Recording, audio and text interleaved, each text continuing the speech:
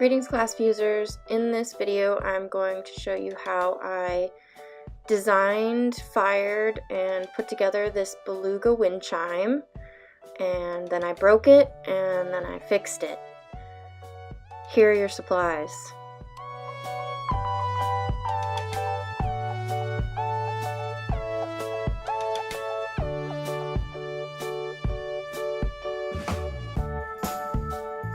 So when I started designing this project, I actually started with my piece of wood that I plan to hang my wind chime from. This is a really nice piece of driftwood that I've had stashed away for quite a while, and I chose to create my design that would complement the piece of wood. So the way I did this was I just placed the piece of wood on top of some butcher paper and I started sketching. I decided I wanted to use a whale since it's some driftwood and has to do with the ocean and water and everything. So I thought I would make a fun little beluga whale, and I drew this freehand, but I used a bunch of reference material. So it's always a really good idea that if you're trying to create a likeness, something that looks like something, an animal, a person, a thing, that you use images that are already out there. So looking up either drawings or silhouettes of animals. I know I looked up stencils of belugas, and search around on the internet for something that at least kind of looks like what you're going for. And that way you could always print those out and use them as a jumping off point for your sketch. And then you can edit and change things as you see fit to customize your design. I always recommend sketching out your designs for projects ahead of making them, especially if it's something you've never made before. And this will help you visualize your finished product and plan out your firings. So I also sketched out some other little water components. They're little water whirls that are going to accompany my beautiful beluga. And once I've figured out all the components that I need to make, I'm going to figure out how I'm going to cut them out of glass next. So I didn't want to try and cut my beluga all in one go. It's got a lot of little curves in different places, and making it out of different pieces will add dimension to it. So I sketched out my beluga into 4 different components. You can do this by tracing your original sketch onto another piece of paper and then cutting out the different pieces. I then traced those pieces onto my glass in a manner that I knew I could cut out easily and wouldn't have any crazy curves to deal with. So the first thing I'm going to do, of course, is separate these pieces. I've drawn them onto the same piece of glass. And remember, our glass only likes to be broken in easy curves. So first I'm going to separate the main body of the beluga from the smaller components, and that'll make it easier to isolate and cut out the smaller pieces with their teeny tiny curves. Here's an example of how I cut out the fins. Notice how I initially cut out kind of a chunkier block around the design, and then I was able to follow these curves and break out the fin a little bit more easily. And you see the dotted line there is my extra cut that I made before going in for the deeper curve, because those curves are quite tight. And if you're nervous about breaking out those curves and don't feel very confident when using the grozers, then you can just cut the easy curve and then use the grinder to get rid of the rest of that little curve on the inside of the fin. Another option is to try and use the saw to get some of these tighter curves, especially with that tail fin. That can be useful. Remember to always take care when scoring and breaking your pieces. You want to work on a clean surface that doesn't have a bunch of frit debris. If you've got a bunch of little pieces of frit underneath your glass while you're cutting, it can actually cause little fractures where you don't want it. And I think that's what happened to my little tail here. I accidentally cut it on top of messy table, and so I lost a little bit of the tail here. But it's in decent shape. I am still able to use it, and my design will still be successful. And this is how those components are going to look assembled together. Make sure to consider where your pieces are going to attach to each other, where they need to overlap, to make sure your piece will be whole once it's fired. For the face of my little beluga, I used some glass paint, which it does not go glossy when you fire it, but since I am going to a lacy contour, I knew that my other glass line wouldn't go glossy either, so I decided to use the glaze. And I painted the smile and eyebrow on both sides, making sure that one side was dry before doing the second side. And for my fins, I'm going to be firing one on the bottom side of the beluga body and one on the top of the beluga body. So I cut out some fiber felt that I could place underneath the topmost fin to keep it raised once it's fired.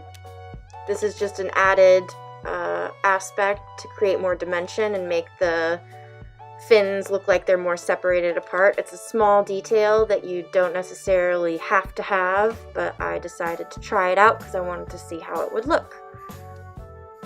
For my little water whorls, I traced them onto my blue glass that I wanted to use, and I used the same 3 patterns multiple times over, and I tried to trace them close together to each other so I can conserve as much glass as possible, while making sure not to create too difficult a cut or an angle that I won't be able to break out easily.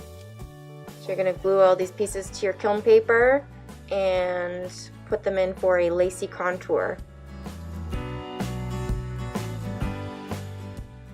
After the lacy contour on the water whorls, I used some glue to add some white frit. The glue is on the surface of the glass and not in between any thick layers, so I'm not as worried about it making any marks or awkward bubbles since I'm just placing frit on top. So I made a little swirl design in glue, and then I sprinkled a bunch of white frit that I had made using the frit piston, cleaned it up a little bit with a brush, and then also added some clear dichroic frit that I had made. And this will go in for a tack fuse.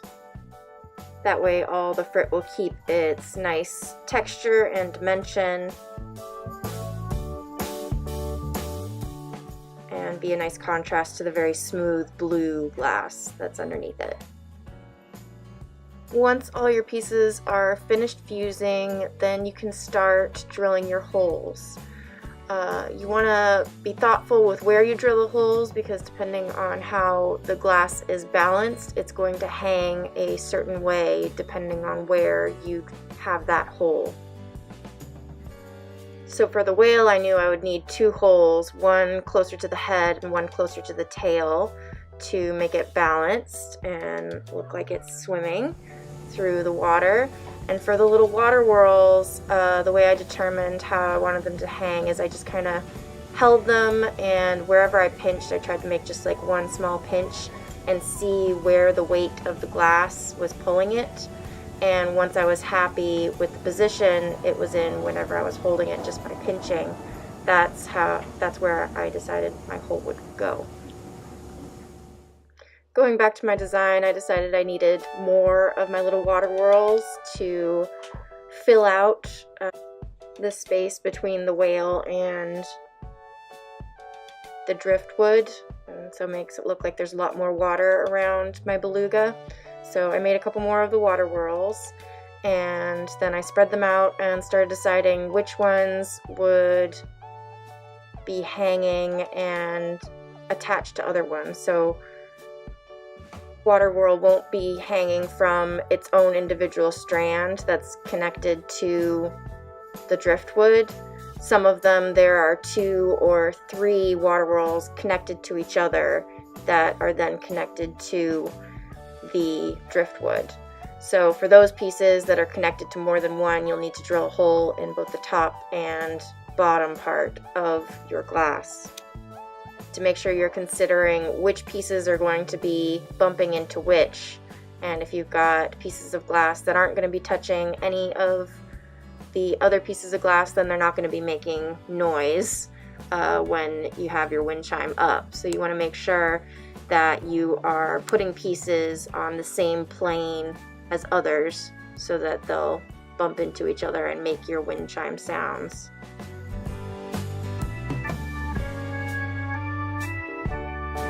Alright, so to set up the drill press, it's usually already plugged in, but we've got a plug right next to it, which you can plug in. And then I'll bring out some different pieces of wood, and we've got a tray depending on the size of your piece. We may or may not be able to fit it in the tray. If you can, awesome, because then it'll catch the water. If not, we'll just have to set up some towels. So before I put on my drill bit, I'm just going to place this under here just so I don't have a hard time bringing this under in case my drill bit is sitting a bit lower.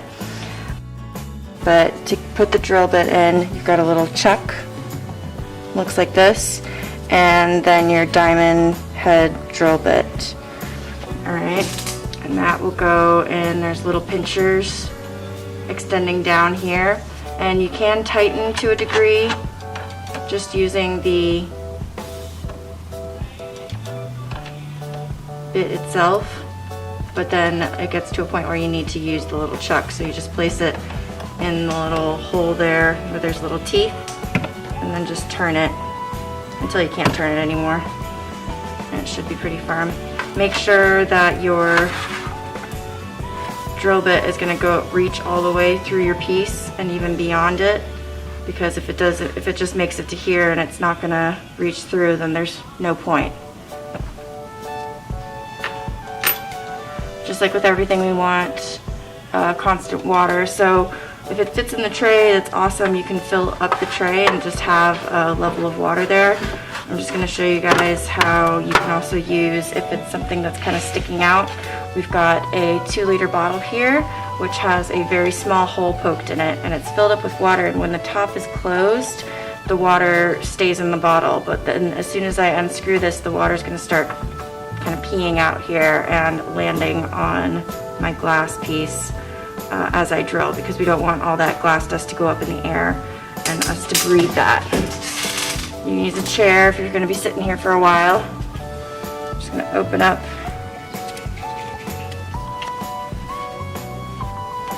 in position. There, got a little bit of water going. And then there's an on switch right here. It's just a little black button. Before I start, I want to make sure I've got my drill bit that's going to make contact right where I want it on my glass piece. That's where my mark was. I'm just going to move a little bit. You don't want to go all the way close to the edge because you're more likely to bust open your glass there. So you just want to come at least 1/4 of an inch in from whatever edge you're drilling at. I did have to pause and readjust my drill bit. It wasn't going all the way through, and what had happened was I hadn't tightened it completely, and so I needed to loosen and extend the drill bit out further to make sure that it would actually go through my glass. So if you find that if you're drilling and it doesn't seem to be going anywhere, stop, check your bit, make sure that it's secure and not loose in the drill, and if it's still not going anywhere, change your bit, get a new one. These drill bits do go bad and do need replacing ever so often.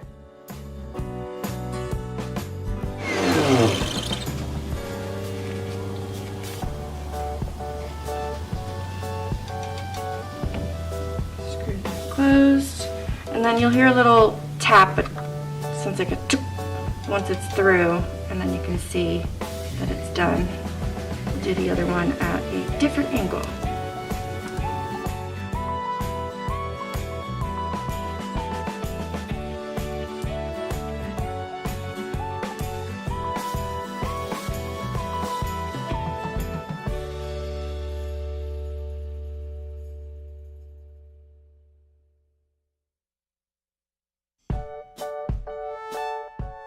That's all for this video. Thanks for watching. In the next one, I'll show you guys how I, well, first of all, broke this and then fixed it, and then, of course, assembled it all together.